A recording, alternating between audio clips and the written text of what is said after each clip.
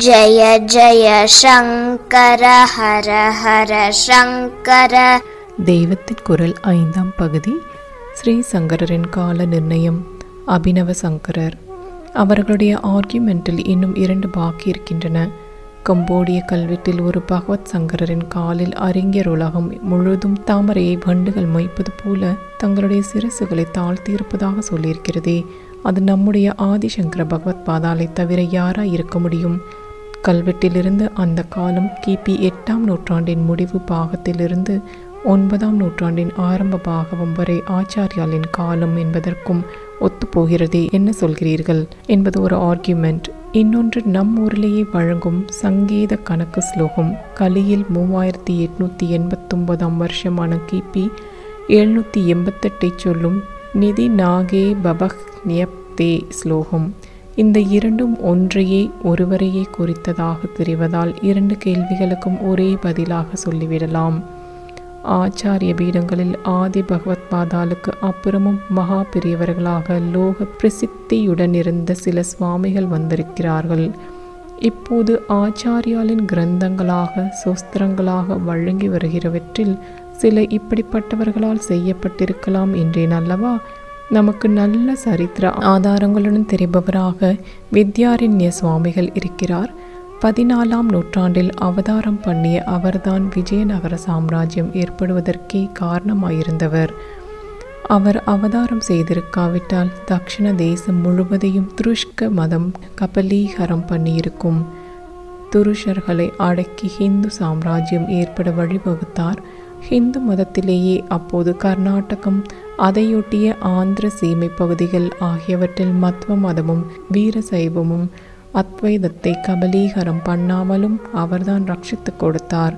ஸ்ருங்கேரி மடத்துக்கு ஒரு பொது சோபையை உண்டாக்கி தந்து இன்னும் அநேக மடங்களையும் அந்த பிரதேசத்தில் ஸ்தாபித்து நம் ஆச்சாரியாலின் சம்பிரதாயம் தழைத்தோங்கும்படி செய்தார். பஞ்சதசி, ஜீவன் முக்தி விவேகம், வையாசிக நியாய மாலை முதலான அனுபவ கிரந்தங்களான உசந்த அத்வைத நூல்களை உபகரித்த அவரேதான் பூர்வாசிரம சகோதரருடன் கூட 4 வேதங்களுக்கும் பாஷ்யம் ஏற்படவும் காரணமாயிருந்தவர். சாயன பாஷ்யம் என்று அதற்கு பேர். அவரை ஆச்சாரியாலுக்குள்ளது போலவே சூஸ்திரங்களும் பிருதாவலிகளும் சொல்லி அந்த மடங்களில் கொண்டாடுகிறார்கள்.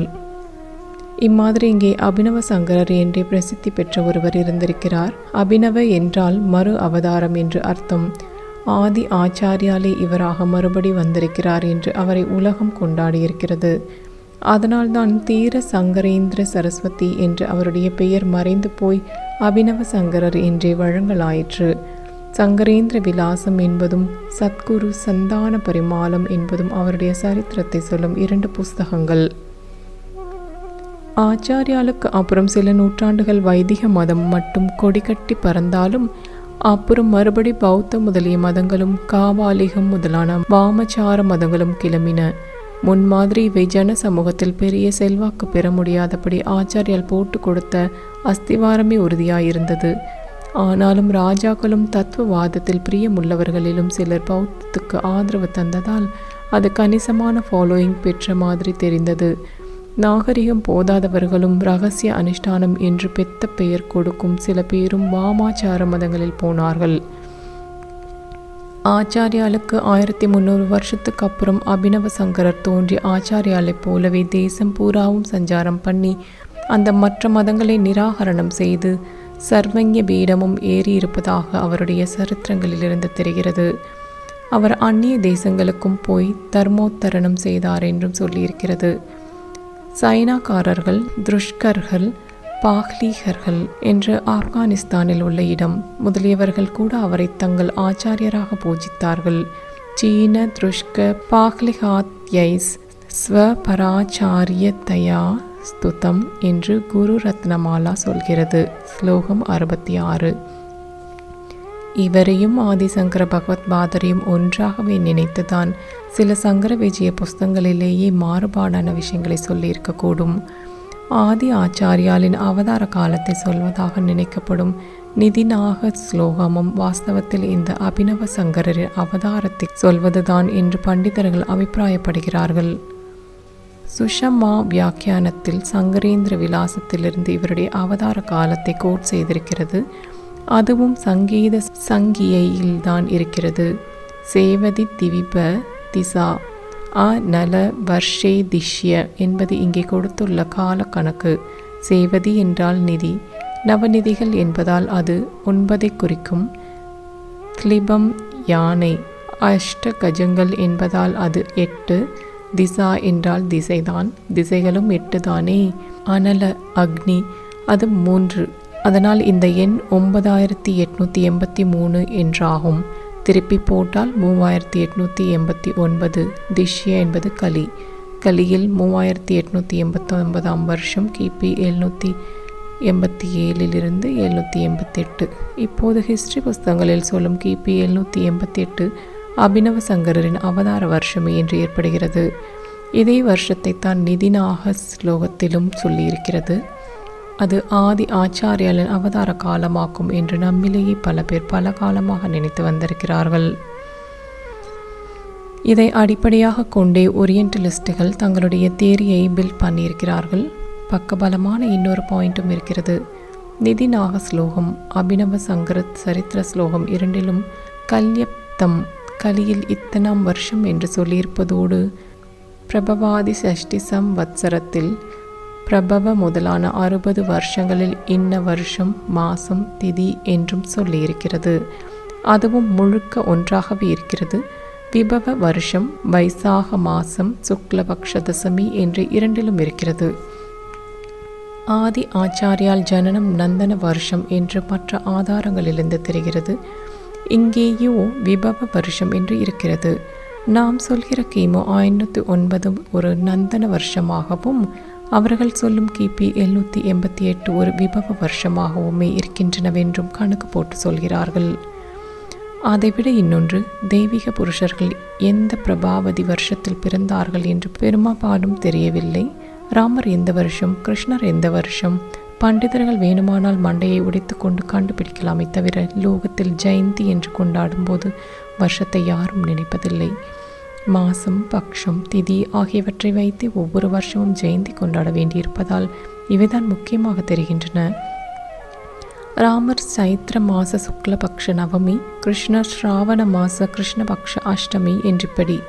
அதிலும் திதிக்குத்தான் ரொம்ப முக்கியம், ரொம்ப பிரசித்தி. ராம நவமி, கோகுலாஷ்டமி, விநாயக சதுர்த்தி, ஸ்கந்த சஷ்டி என்பதாக ஜெயந்தியின் பேரிலேயே திதிதான் இருக்கிறது. ஆச்சாரியால் விஷயமாக இன்றைக்கும் தேசம் பூராவிலும் அவருடைய ஜெயந்தி வைசாக மாசத்தில் சுக்லபக்ஷ பஞ்சமியில்தான் கொண்டாடப்படுகிறது. இந்த 2 ஸ்லோகத்திலுமே பஞ்சமியை சொல்லாமல் தசமியை சொல்லியிருக்கிறது. அதனால் அந்த தசமியை அவதார தினமாக கொண்டவரும் பஞ்சமியை அவதார தினமாக கொண்டவரும் வெவ்வேறான 2 பேர் என்று வைத்துக்கொள்ள இடம் ஏற்படுகிறது. நடைமுறையில் திதிதான் ஒரு ஜெயந்திக்கு முக்கியமாயிருந்தது. பிரபாவதி வருஷத்தையோ கலியில் எந்த வருஷம் என்றும் எவரும் நினைத்து பார்க்காமல் இருக்க இங்கேயோ திதியை விட்டுவிட்டு கலியில் என்ன வருஷம் என்பதை மட்டும் எடுத்துக்கொண்டு 788 தான் என்று நிர்ணயம் பண்ணியிருப்பது கொஞ்சம் ஆச்சரியமாயிருக்கிறது. திதி டேலியாவது அவசியம். இந்த காரணங்களை கொண்டு கிபி 788 என்று ஓரியன்டலிஸ்டுகள் நிர்ணயித்திருப்பது அபினவ சங்கரரை ஆதிசங்கரராக நினைத்ததால் தான் என்று கிமு 509 என்று நம்புகிறவர்கள் அபிப்பிராயப்படுகிறார்கள். பாதுகாசித்தி பெற்று அந்நிய தேசங்களிலும் திக் விஜயம் செய்த அபினவ சங்கரரையே கம்போடியா கல்வெட்டில் இந்திரவர்மன் தன்னுடைய குருவான சிவசோமரின் குரு என்று சொல்கிறான் என்றும் கருதுகிறார்கள். ஆச்சாரியால் பிரதான சிஷ்யர்களாக இருந்த 4 பேரோடு பிருத்வீதவர், சித் சுகர், சித் விலாசர், ஞானகந்தர், விஷ்ணுகுப்தர், அனந்தானந்தர், உதங்கர் இவரைதான் தோடகர் என்றும் ஒரு நம்பிக்கை உண்டு. ஷண் மதங்களை பிரச்சாரம் பண்ணிய 6 பேர் என்றெல்லாமும் அநேகம் சிஷ்யர்களின் பெயர்கள் சங்கர விஜயங்களில் சொல்லப்பட்டிருக்கின்றன. சிவசோமன் என்ற பெயர் எங்கேயும் காணும். அந்நிய தேச ராஜாவின் குருவாயிருந்த ஒருத்தரின் பெயர் இப்படி விட்டு போயிருக்குமா? ஆராய்ச்சி என்று போகாமல் அனுகிரகம் என்று போகும்போது ஆதி என்றும் அபினவம் என்றும் வித்தியாசப்படுத்தவே கூடாதுதான். ஆதியினுடைய புது அவதாரமே இவர் என்பதால் தானே அபினவ என்பது. அதனால் இவருக்கு உண்டான பிரக்யாதி எல்லாம் அவரை சேர்ந்ததாகவே சொல்லிவிடலாம். ஈஸ்வர அவதாரமாக முதலில் வந்த ஆதி ஆச்சாரியலிடமே அனன்ய பக்தியாக பண்ணும்போது அவருக்கும் அபராவதாரமான அவரை எடுத்த பிற்கால அவதாரமான இன்னொருவரை அசலை அவராக வைத்து விடலாம். எல்லா ஸ்துதியும் அந்த ஆதி புருஷருக்கே என்று வைத்து பார்க்கும்போது சிவசோமன் அவருடைய சிஷ்யரை என்றால் நேர் சிஷ்யர் என்று அர்த்தம் பண்ணாமல் சிஷ்ய பரம்பரையில் வந்தவர் என்று வைத்து விடலாம். இப்போது நாம் கூட நாங்கள் ஆச்சாரியால் சிஷ்யர்கள் என்று சொல்லிக் கொள்ளவில்லையா? அது மாதிரி நமக்கு 1200 முன்னால் இருந்த கம்போடிய ராஜகுருவை ஏன் சொல்லக்கூடாது?